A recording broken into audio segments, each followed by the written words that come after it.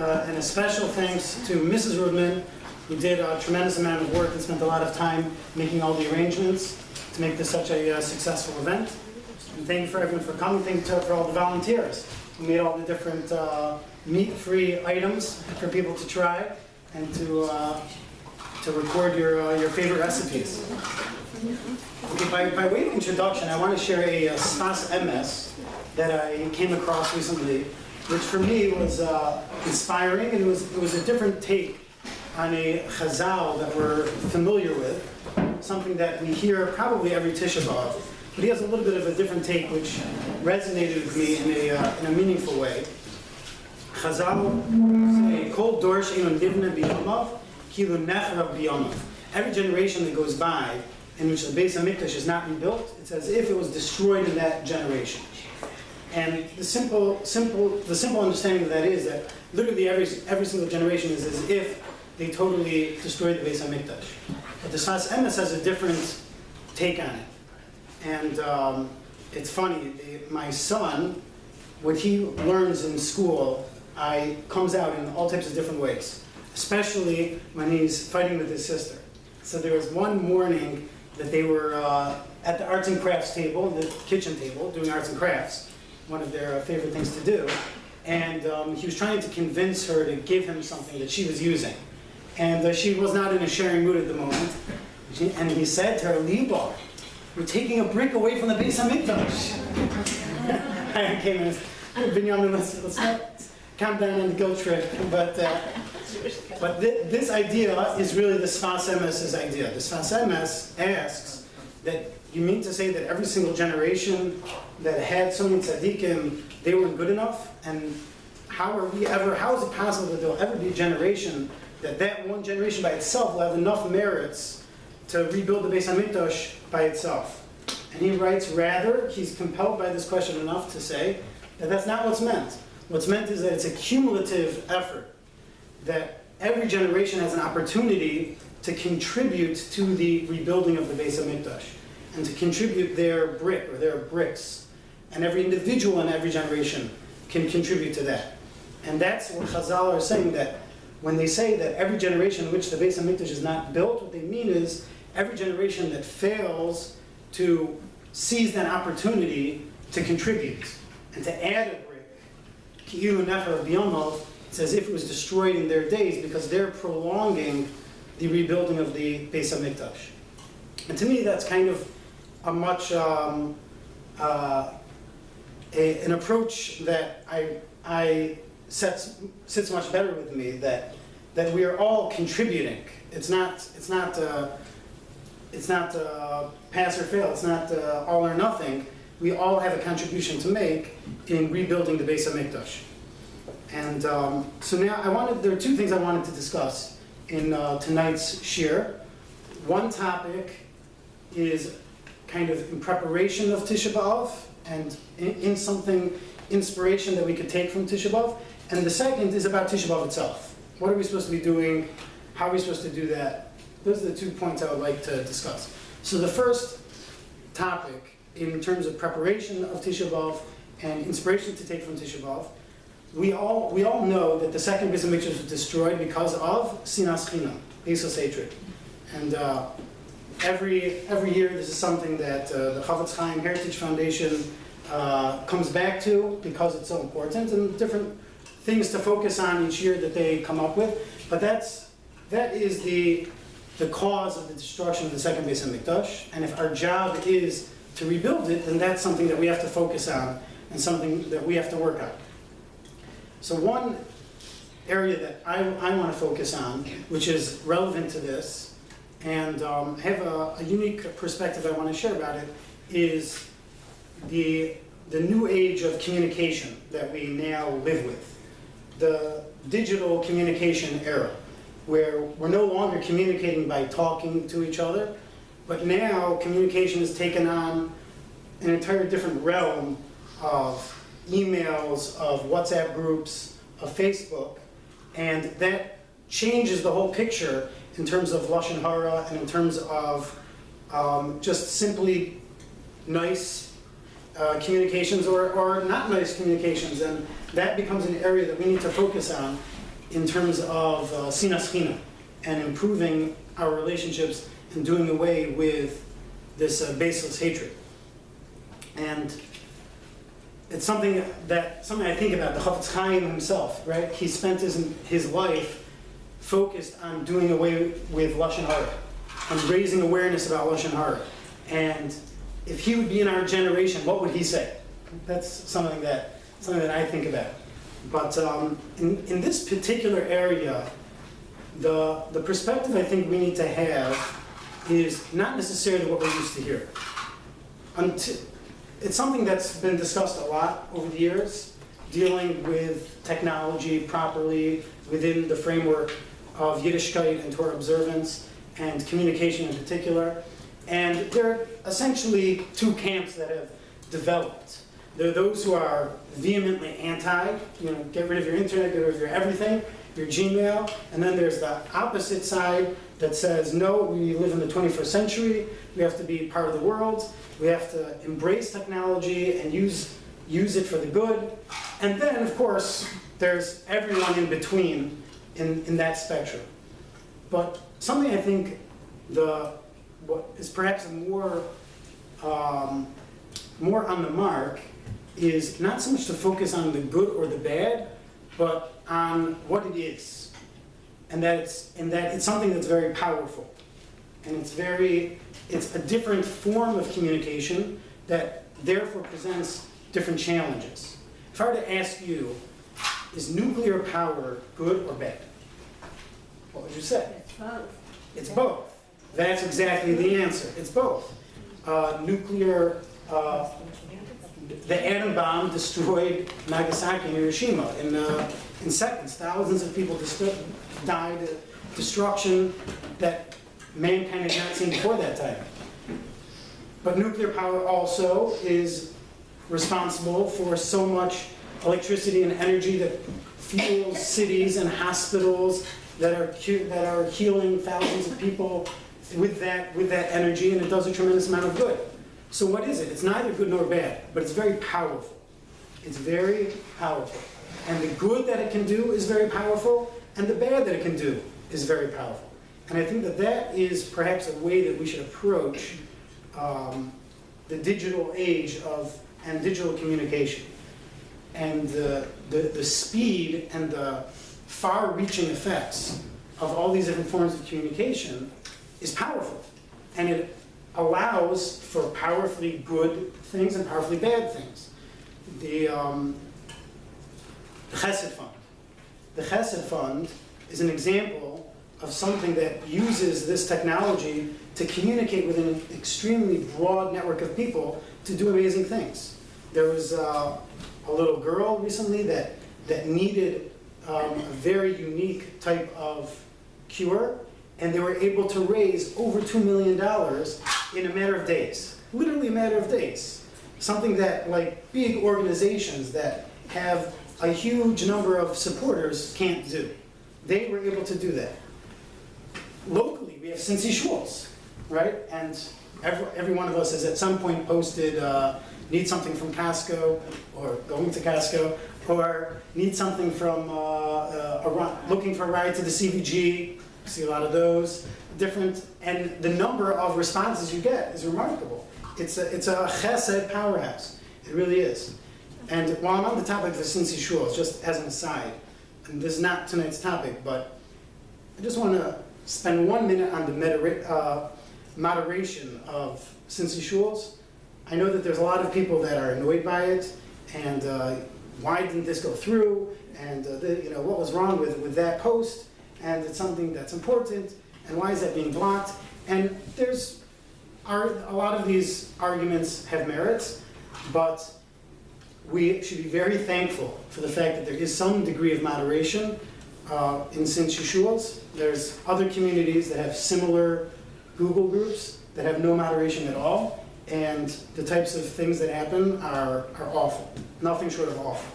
And the fact that we have some sort of protection from that is a tremendous blessing. But that's an example of a powerful good that comes from this form of communication.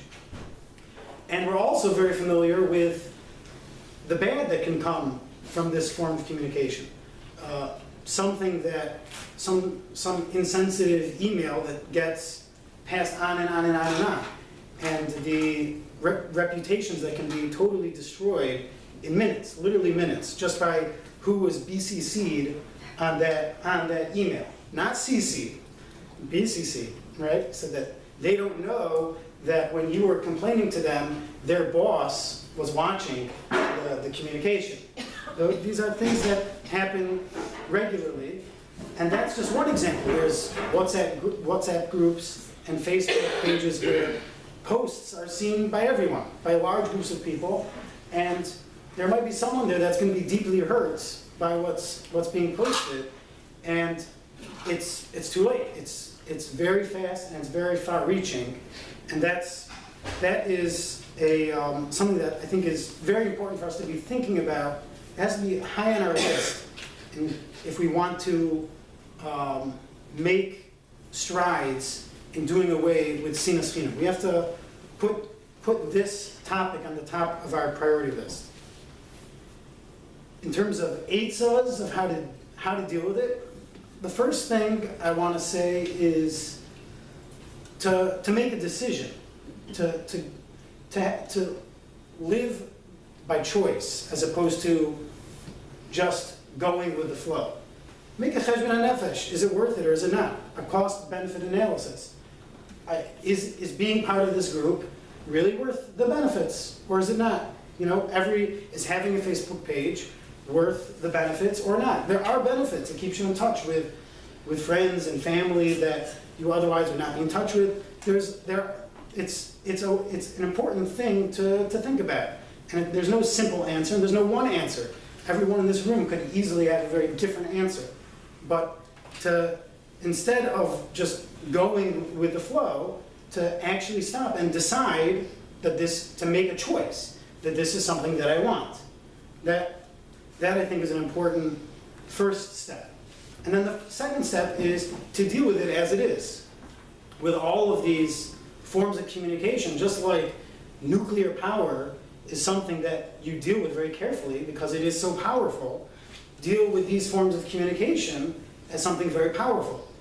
And it doesn't happen naturally, right? When you pick up a chainsaw, it's loud and it's shaking, so you know not to do anything stupid, right? You know to be careful. Be careful, it's a chainsaw, right? Someone's gonna get hurt if you're not careful. But emails, WhatsApp, Facebook, it doesn't shake and roar when you start the engine, right? You don't see the danger that's there.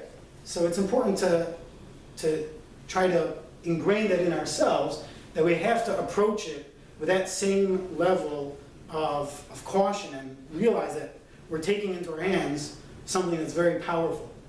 And one other point that I think is really important is to appreciate that the way that the communication is happening is changing from the way it happens in other contexts. When you talk to a person, the communication is not just the words. A large amount of what you are communicating is your tone of voice, it's the emotion, it's the way it's being said. There's a context. It's not just words. When any of these digital forms of communication, Facebook, WhatsApp, email, they're words. Now, short of emojis, you have emojis maybe can put a sprinkling of emotion in there, but typically we're dealing with strictly words. Now, when you send someone words, who interprets what was meant by those words? The receiver. The recipient, not you. Not the person talking, the recipient. And we all know that anything that we're self-conscious about, anything we're sensitive about, if there's any room for interpretation, that's what it meant. That's what they meant. But that goes without saying. That is automatically a person's reaction. So we have to be very, very careful to realize that something that we were not even thinking at all, not at all, didn't enter our mind, if room is left for that interpretation, that might be the way the recipient is going to interpret it, and they might be very deeply hurt by something you never even meant. Forget about being careful not to say hurtful things. You didn't even mean to hurt the person. And yet, because you left the interpretation to them, that's what happened. And this literally happened to me a couple weeks ago. This exact story. There's a sensitive thing I was dealing with, and it was Erev Shabbos, and I was out with the kids, and it struck me that, oh, I should say this to him, that'll help, but I was with the kids, and it wasn't a good scenario to actually call and talk to him, so I wrote him a text.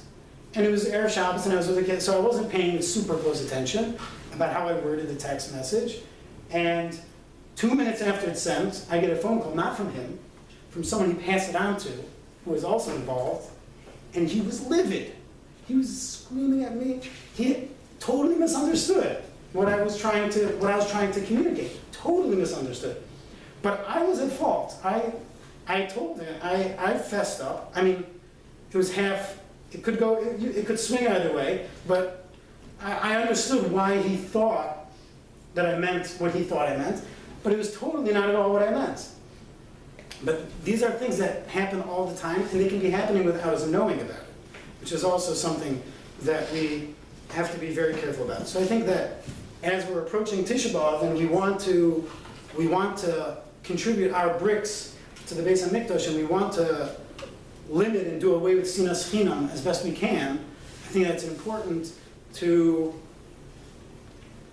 prioritize this particular area and to approach it very carefully. Okay. The second thing I wanted to discuss tonight is Tisha B'Av itself.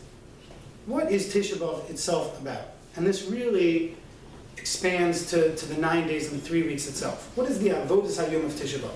And I think that Tisha B'Av in particular is a day that has gotten a little bit confused, largely because of, I think, the way we spend the day has manipulated our definition of the day. And what I mean by that is all the videos. We're very busy with videos, right? And you think of Tisha B'Av, the first thing you think of is the Chafetz Chaim Heritage Foundation, right? What's going to be, who's speaking this year? That's something that we're thinking about. What are they going to talk about? And it creates this image that Tisha B'Av is the date itself is about teshuvah in regards to sinas chinam. And you're going to think I'm crazy, but that's not what the day is about at all. That is perhaps a result, an appropriate totzah, result of what the day is about.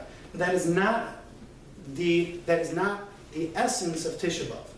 The essence of Tisha B'Av is lis'avel al Yerushalayim, to mourn for the loss of Yerushalayim. There is no question that is what Tisha B'Av is about. Now, what does it mean to mourn? We've all been to a shidduch house, unfortunately, What is Avelus? Avelus is to sit down on the floor. Life comes to a stop. That's the first thing. Your regular daily life comes to a stop. And the focus is on the loss. In a shidduch house, what is supposed to be spoken about? The deceased, the person who passed away. Because Avelus is to focus on the loss and to internalize what the loss is, and to appreciate that, and to deepen that appreciation, that understanding. And Tisha B'Av, the 9 days, the 3 weeks, that is the avoda of Tisha B'Av, is that Avelus, to focus on the loss that we suffered of the Beis HaMikdash and of Yerushalayim.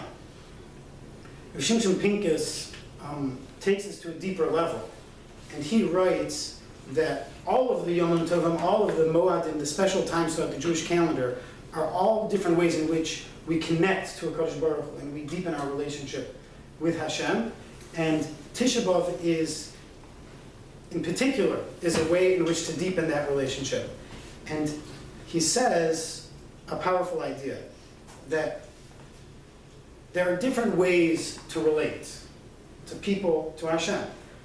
One way is singing and dancing.